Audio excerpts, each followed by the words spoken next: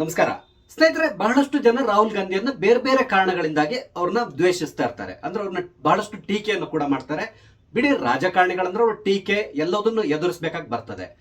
ಆದ್ರೆ ರಾಹುಲ್ ಗಾಂಧಿ ಅವರು ಒಂದು 2 ದಿನದ ಹಿಂದೆ ಮಾಡಿರುವಂತಹ ಒಂದು ಒಳ್ಳೆ ಕೆಲಸ ಅಥವಾ ಅವ್ರು ಕೊಟ್ಟಿರೋ ಒಂದು ಒಳ್ಳೆ ಹೇಳಿಕೆ ಇದೆಯಲ್ಲ, ಇದನ್ನ ನಾನು ಕೇಳಿದಾಗ ಬಹಳಷ್ಟು ಖುಷಿ ಆಯ್ತು.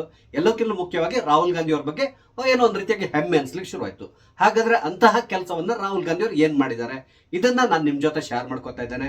ಸ್ನೇಹಿತರೆ, ನಿಮ್ಮೆಲ್ಲರೂ ಕಾಫಿ ಅತ್ತೆ ಯೂಟ್ಯೂಬ್ ಚಾನಲ್ಗೆ ಸ್ವಾಗತಿಸ್ತಾ ಇದ್ದೇನೆ. ಸ್ನೇಹಿತರೆ, ರಾಹುಲ್ ಗಾಂಧಿ ಅವರು ಸಾಮಾನ್ಯವಾಗಿ ಪ್ರತಿದಿನ ಒಂದಲ್ಲ ಒಂದು ಹೇಳಿಕೆಯನ್ನು ಕೊಡ್ತಾ ಇರ್ತಾರೆ, ಅಥವಾ ಟ್ವೀಟ್ ಮಾಡ್ತಾ ಇರ್ತಾರೆ, ಅಥವಾ ಯಾವುದೋ ಭಾಷಣದಲ್ಲಿ ಭಾಷಣ ಮಾಡ್ತಾ ಏನೇನೋ ವಿಷಯಗಳನ್ನ ಹೇಳ್ತಾ ಇರ್ತಾರೆ. ಕೆಲವೊಮ್ಮೆ ಏನಾಗ್ತದೆ, ಅವ್ರು ಹೇಳುವಂತಹ ವಿಷಯಗಳು ಕೆಲವರಿಗೆ ಅರ್ಥ ಆಗಲ್ಲ, ಅಥವಾ ಅವ್ರು ಹೇಳುವ ರೀತಿ ಆ ತರ ಇರ್ತದೆ. ಹಾಗಾಗಿ ಇವ್ರು ಕೊಡುವಂತಹ ಹೇಳಿಕೆಗಳು ಇದಕ್ಕೆಲ್ಲದೂ ಕೂಡ ಬಹಳಷ್ಟು ಟೀಕೆಗಳನ್ನ ನಾವು ಕೇಳ್ತಾ ಇರ್ತೇವೆ. ಆದ್ರೆ ರಾಹುಲ್ ಗಾಂಧಿ ಅವರು ಮೊನ್ನೆ ಕೊಟ್ಟಿರುವಂತ ಒಂದು ಹೇಳಿಕೆ ಇದೆಯಲ್ಲ, ಅದನ್ನ ನೋಡಿದಾಗ ಬಹಳಷ್ಟು ಸಂತೋಷ ಆಯ್ತು ನನಗೆ. ಅದೇನು ಅಂತ ಹೇಳಿದ್ರೆ, ಈ ಮೊನ್ನೆ ಪೆಹಲ್ಗಾಮ್ ಘಟನೆ ನಡೀತಲ್ಲ, ಈ ಘಟನೆಯಲ್ಲಿ ಯಾರೆಲ್ಲ ಮಡಿದಿದ್ದಾರೋ ಅವರನ್ನ ಹುತಾತ್ಮರು ಅಂತ ಹೇಳ್ಕೊಂಡು ಅನೌನ್ಸ್ ಮಾಡಿ ಅಂತ ಹೇಳ್ಕೊಂಡು ಸರ್ಕಾರಕ್ಕೆ ಒಂದು ಸಲಹೆಯನ್ನು ಅವ್ರು ಕೊಟ್ಟಿದ್ದಾರೆ. ಇದು ಖಂಡಿತವಾಗಿ ಸರ್ಕಾರ ಮಾಡಲೇಬೇಕು ಅನ್ಸ್ತದೆ ನನಗೆ. ಯಾಕಂದ್ರೆ ಈ ಹಿಂದಿನ ಒಂದು ವಿಡಿಯೋದಲ್ಲಿ ಕೂಡ ನಾನು ಹೇಳಿದ್ದೇನೆ, ಇಲ್ಲಿ ಯಾರೆಲ್ಲ ಸತ್ತಿದ್ದಾರೋ ಅವರೆಲ್ಲರೂ ತಮ್ಮ ಜೀವವನ್ನ ದೇಶಕ್ಕಾಗಿ ಬಲಿದಾನ ಮಾಡಿದ್ದಾರೆ ಅಂತ ಹೇಳ್ಕೊಂಡು ನಾವು ತಿಳ್ಕೋಬೇಕು ಅಂತಕೊಂಡು ಹೇಳಿದ್ದೇನೆ. ಯಾಕಂದ್ರೆ ಇವರ ಬಲಿದಾನದಿಂದಾಗಿಯೇ ಬಹುಶಃ ಮುಂದೆ ಭಾರತ ಒಂದು ಬಹುದೊಡ್ಡದಾದಂತ ಸಾಧನೆ ಮಾಡುವಂತ ಸಾಧ್ಯತೆಗಳಿದೆ. ಅಂದ್ರೆ ದಶಕಗಳಿಂದ ಒಂದು ಸಮಸ್ಯೆ ಪರ್ಮನೆಂಟ್ ಆಗಿ ಉಳ್ಕೊಂಡ್ ಬಿಟ್ಟಿದೆಯಲ್ಲ, ಈ POK ಸಮಸ್ಯೆ, ಈ POK ಸಮಸ್ಯೆ ಪರಿಹಾರ ಆಗುವಂತ ಸಾಧ್ಯತೆಗಳು ಕಾಣಿಸ್ತಾ ಇದೆ. ಹಾಗಾಗಿ ಇವರ ಸಾವು ಯಾವುದೇ ಕಾರಣಕ್ಕೆ ವ್ಯರ್ಥ ಆಗಬಾರ್ದು. ಹಾಗಾಗಿ ಇದು ಬಲಿದಾನ ಅಂತ ನಾನು ಹೇಳಿದ್ದೆ.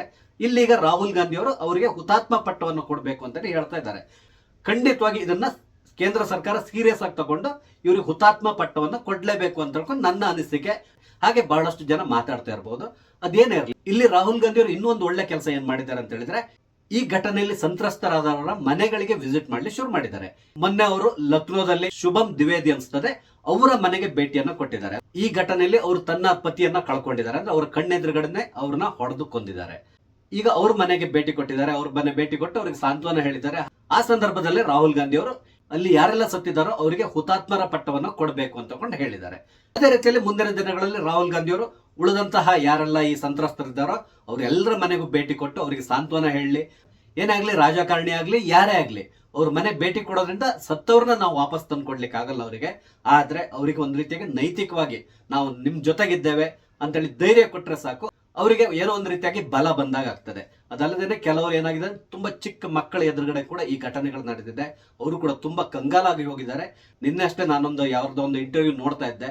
ಅವ್ರು ಅಳ್ತಾ ಇರೋದನ್ನು ನೋಡಿದ್ರೆ ನಿಜವಾಗ್ಲೂ ಹೌದು, ನಾವೇ ಎದ್ದು ಹೋಗಿ ಈ ಭಯೋತ್ಪಾದಕರು ಯಾರಿದ್ದಾರೆ ಅವ್ರನ್ನ ಕೊಂದು ಬರ್ಬೇಕನ್ಸ್ತದೆ. ಅಷ್ಟೊಂದು ಬೇಸರ ಆಗ್ತಾ ಇತ್ತು ಅವ್ರ ಮಾತಾಡ್ತಾ ಇರೋದಂತ ರೀತಿ, ಅವ್ರ ಕಣ್ಣೀರು ಹಾಕ್ತಾ ಇರೋದನ್ನ ನೋಡಿದ್ರೆ ನಿಜವಾಗ್ಲೂ ಯಾರಿಗಾದ್ರೂ ಕೂಡ ಅಷ್ಟು ಬೇಸರ ಆಗ್ತದೆ. ಆ ರೀತಿಯಾಗಿ ಅಲ್ಲಿ ಅವ್ರನ್ನ ಅತ್ಯಂತ ಕ್ರೂರವಾಗಿ ಕೊಂದ್ಬಿಟ್ಟಿದ್ರು. ಹಾಗೇನೆ ಈಗ ಇವ್ರನ್ನೆಲ್ಲ ಭೇಟಿ ಮಾಡ್ತಾ ಇದ್ದಾರೆ. ಬಹುಶಃ ಪ್ರಧಾನಮಂತ್ರಿಗಳು ಇಲ್ಲಿವರೆಗೆ ಯಾರನ್ನು ಭೇಟಿ ಆಗ್ಲಿಕ್ಕೆ ಹೋಗಿಲ್ಲ. ಮೋಸ್ಟ್ಲಿ ಅಂದ್ರೆ ಈಗ ನಡೀತಾ ಇರುವಂತಹ ಘಟನೆಗಳಿಂದಾಗಿ ಮೋಸ್ಟ್ಲಿ ಅವರು ತುಂಬಾ ಬ್ಯುಸಿ ಇರಬಹುದು. ಯಾಕಂದ್ರೆ ಯುದ್ಧ ಸನ್ನದ್ಧ ಸ್ಥಿತಿಯಲ್ಲಿ ಭಾರತ ದೇಶ ಇದೆ, ಕಂಟಿನ್ಯೂಸ್ ಆಗಿ ಮೀಟಿಂಗ್ಸ್ ಗಳು ನಡೀತಾ ಇದೆ. ಆದ್ರಿಂದಾಗಿ ಬಹುಶಃ ಇವ್ರನ್ನ ಸದ್ಯದಲ್ಲಂತೂ ಅವ್ರು ಭೇಟಿ ಮಾಡಲ್ಲ ಅನ್ಸ್ತದೆ. ಕೊನೆ ನಂತರ ಮುಂದಿನ ದಿನಗಳಲ್ಲಿ ಭೇಟಿ ಮಾಡೋ ಸಾಧ್ಯತೆಗಳು ಇರ್ತದೆ. ಅದೇನೇ ಇರಲಿ, ರಾಹುಲ್ ಗಾಂಧಿ ಅವರು ಇವ್ರನ್ನೆಲ್ಲರೂ ಭೇಟಿ ಮಾಡ್ತಾ ಇದ್ದಾರೆ. ತುಂಬಾ ಖುಷಿಯಾದಂತಹ ವಿಷಯ. ಹಾಗೆ ಕರ್ನಾಟಕಕ್ಕೂ ಬರ್ಲಿ, ಇಲ್ಲಿ ಕೂಡ ಸಂತ್ರಸ್ತರಿದ್ದಾರೆ, ಅವ್ರನ್ನೂ ಕೂಡ ಭೇಟಿ ಮಾಡಿ ಅವರಿಗೆ ಕೂಡ ಧೈರ್ಯ ಕೊಡ್ಲಿ. ಅದೇ ರೀತಿಯಲ್ಲಿ ಇಲ್ಲಿ ಇವರಿಗೆ ಹುತಾತ್ಮ ಪಟ್ಟ ಕೊಟ್ರೆ ಅವ್ರಿಗೆ ಏನ್ ಬೆನಿಫಿಟ್ ಸಿಗುತ್ತೆ ಇದ್ರ ಬಗ್ಗೆ ಕೂಡ ಸ್ವಲ್ಪ ಮಾತಾಡೋಣ. ಒಮ್ಮೆ ಅವರಿಗೆ ಹುತಾತ್ಮ ಪಟ್ಟವನ್ನು ಕೊಟ್ರೆ ಅವರ ಅಂತ್ಯ ಸಂಸ್ಕಾರವನ್ನ ನಾವು ಅವರ ಯೋಧನಿಗೆ ಯಾವ ರೀತಿ ಮಾಡ್ತೇವೆ ಅದೇ ರೀತಿಯಲ್ಲಿ ಅವರ ಅಂತ್ಯ ಸಂಸ್ಕಾರವನ್ನ ಮಾಡ್ತಾರೆ. ಇಲ್ಲಿ ಆತರ ಯಾವ್ದು ನಡೆಯಲ್ಲ. ಯಾಕಂದ್ರೆ ಈಗಾಗಲೇ ಅವರ ಎಲ್ಲರದ್ದು ಅಂತ್ಯ ಸಂಸ್ಕಾರ ಆಗೋಗಿದೆ. ಅದಾದ್ಮೇಲೆ ಅವರ ಫ್ಯಾಮಿಲಿಗಳಿಗೆ ಬಹಳಷ್ಟು ಬೆನಿಫಿಟ್ಸ್ ಕೂಡ ಸಿಗ್ತದೆ ಸರ್ಕಾರದಿಂದ.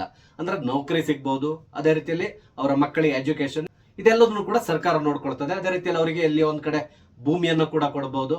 ಹೀಗೆ ಹಲವಾರು ಬೆನಿಫಿಟ್ಸ್ ಇದೆ. ಈ ಎಲ್ಲ ಬೆನಿಫಿಟ್ಸ್ ಕೂಡ ಈ ಕುಟುಂಬಕ್ಕೆ ಸಿಗುತ್ತೆ. ಹಾಗಾಗಿ ಇಲ್ಲಿ ರಾಹುಲ್ ಗಾಂಧಿ ಅವರು ಏನ್ ಹೇಳಿದ್ದಾರೆ, ಅವರಿಗೆ ಹುತಾತ್ಮ ಪಟ್ಟವನ್ನು ಕೊಡಬೇಕು ಅಂತ ಹೇಳಿ ಈ ಹುತಾತ್ಮ ಪಟ್ಟವನ್ನ ಖಂಡಿತವಾಗಿ ಅವ್ರಿಗೆ ಕೊಡ್ಲಿ. ಅದೇ ರೀತಿಯಲ್ಲಿ ಅವರ ಫ್ಯಾಮಿಲಿಗೆ ಮುಂದಿನ ದಿನಗಳಲ್ಲಿ ಎಲ್ಲಾ ರೀತಿಯಾದಂತಹ ಸಹಕಾರ ಕೇಂದ್ರ ಸರ್ಕಾರದಿಂದ ಸಿಗ್ಲಿ ಅಂತ ನಾವು ಆಶಿಸೋಣ. ಇದ್ರ ಜೊತೆ ಇನ್ನೊಂದು ಮಾತ್ರ ನಾನು ಹೇಳಿಕ್ಕೆ ಇಷ್ಟಪಡ್ತಾ ಇದ್ದೇನೆ. ರಾಹುಲ್ ಗಾಂಧಿ ಅವರು ಈಗ ಇವ್ರನ್ನ ವಿಸಿಟ್ ಮಾಡ್ತಾ ಇದ್ದಾರೆ, ಇವ್ರು ಎಲ್ಲರ ಮನೆಗೆ ಹೋಗಿ ಬರ್ತಾ ಇದ್ದಾರೆ. ಅದೇ ರೀತಿಯಲ್ಲಿ ದಯವಿಟ್ಟು ಮುರ್ಷಿದಾಬಾದ್ ನಲ್ಲಿ ನಡೆದಂತಹ ಗಲಭೆಗೆ ಸಂಬಂಧಪಟ್ಟಂತೆ ದಯವಿಟ್ಟು ಅಲ್ಲಿಗೆ ಕೂಡ ಇವ್ರು ಹೋಗ್ಬೇಕು. ಹೋಗಿ ಅವ್ರ ಜೊತೆಗೆ ನಿಂತ್ಕೊಂಡು ಅವರಿಗೆ ಕೂಡ ಸಾಂತ್ವನ ಹೇಳ್ಬೇಕಾದಂತಹ ಅವಶ್ಯಕತೆ ಇದೆ. ಯಾಕಂದ್ರೆ ಪಶ್ಚಿಮ ಬಂಗಾಳದ ಸರ್ಕಾರ ಇದೆಯಲ್ಲ, ಇವ್ರನ್ನ ಕೈ ಬಿಟ್ಟಿದೆ ಅಂತಲೇ ಹೇಳ್ಬೋದು. ಯಾಕಂದ್ರೆ ಘಟನೆ ನಡೆದು ಇಷ್ಟು ದಿನ ಆದ್ರೂ ಕೂಡ ಅಲ್ಲಿಯ ಮುಖ್ಯಮಂತ್ರಿ ಈ ಪ್ರದೇಶಕ್ಕೆ ಇಲ್ಲಿವರೆಗೆ ಭೇಟಿ ಕೊಟ್ಟಿಲ್ಲ. ನನಗೆ ಈಗ ಸಿಗ್ತಿರುವಂತಹ ಮಾಹಿತಿ ಪ್ರಕಾರ 5ನೇ ತಾರೀಕು 6ನೇ ತಾರೀಕು ಅಲ್ಲಿ ಭೇಟಿ ನೀಡುವಂತ ಸಾಧ್ಯತೆ ಇದೆ ಅಂತ ಹೇಳ್ಕೊಂಡು ಹೇಳ್ತಾ ಇದ್ದಾರೆ. ಆದ್ರೆ ಅವ್ರು ಹೋಗ್ತಾರೆ ಅನ್ನೋ ಒಂದು ನಂಬಿಕೆ ನನಗಂತಿಲ್ಲ. ಹೋದ್ರು ಕೂಡ ಅವ್ರು ಬೇರೆ ಯಾರನ್ನ ಭೇಟಿಯಾಗಿ ಬರ್ತಾರೆ ಹೊರತು ನಿಜವಾದ ಸಂತ್ರಸ್ತರು ಯಾರಿದ್ದಾರೆ ಅವ್ರನ್ನ ಭೇಟಿ ಆಗೋದು ಡೌಟ್ ಆಗಿ ಕಾಣಿಸ್ತಾ ಇದೆ ನನಗೆ. ಆದ್ರಿಂದ ದಯವಿಟ್ಟು ರಾಹುಲ್ ಗಾಂಧಿ ಅವರು ಈ ಮುರ್ಷಿದಾಬಾದ್ ಗಲಭೆಯಲ್ಲಿ ಸಂತ್ರಸ್ತರು ಯಾರೆಲ್ಲ ಇದ್ದಾರೆ ಅವ್ರ ಮನೆಗೂ ಕೂಡ ಹೋಗಿ ಭೇಟಿ ಮಾಡಿ ಬರಲಿ. ಅವರಿಗೆ ಕೂಡ ಧೈರ್ಯ ತುಂಬಿದ್ರೆ ಅವರಿಗೂ ಕೂಡ ಸ್ವಲ್ಪ ಸಮಾಧಾನ ಆಗ್ತಾರೆ. ನಮ್ಮ ಜೊತೆಗೆ ಲೀಡರ್ ಆಫ್ ಅಪೋಸಿಷನ್ ಅವರು ಇದ್ದಾರಲ್ಲ ಅಂತ ಹೇಳ್ಕೊಂಡು ಅವರು ಕೂಡ ಖುಷಿ ಪಡ್ತಾರೆ. ನೋಡೋಣ ಮುಂದಿನ ದಿನಗಳಲ್ಲಿ ರಾಹುಲ್ ಗಾಂಧಿ ಅವರು ಈ ರೀತಿ ಮಾಡ್ಬೋದು ಅನ್ಸ್ತದೆ. ಅದಕ್ಕೆ ನಾನು ಹೇಳಿದ್ದು ರಾಹುಲ್ ಗಾಂಧಿ ಅವರ ಈ ಒಂದು ಸ್ಟೆಪ್ ಮತ್ತೆ ಈ ಒಂದು ಹೇಳಿಕೆ ಇದೆಯಲ್ಲ, ಇದನ್ನ ನೋಡಿದಾಗ ನನಗೆ ಬಹಳಷ್ಟು ಹೆಮ್ಮೆ ಅನಿಸ್ತು ಅಂತೇಳಿ. ನೋಡೋಣ ಮುಂದಿನ ದಿನಗಳಲ್ಲಿ ರಾಹುಲ್ ಗಾಂಧಿ ಅವರ ನಡೆ ಯಾವ ರೀತಿ ಇರ್ತದೆ ಎಲ್ಲದನ್ನ ನಾವು ಕಾದು ನೋಡ್ಬೇಕಾಗಿದೆ. ಸ್ನೇಹಿತರೆ, ನಾನು ಹಂಚ್ಕೊಂಡಂತ ವಿಷಯ ನಿಮ್ಗೆ ಸರಿ ಅನ್ಸಿದ್ರೆ ದಯವಿಟ್ಟು ಲೈಕ್ ಮಾಡಿ, ಶೇರ್ ಮಾಡಿ, ಹಾಗೆ ದಯವಿಟ್ಟು ನನ್ನ ಚಾನಲ್ ಸಬ್ಸ್ಕ್ರೈಬ್ ಮಾಡಿ. ನಮಸ್ತೆ, ಜೈ ಹಿಂದ್.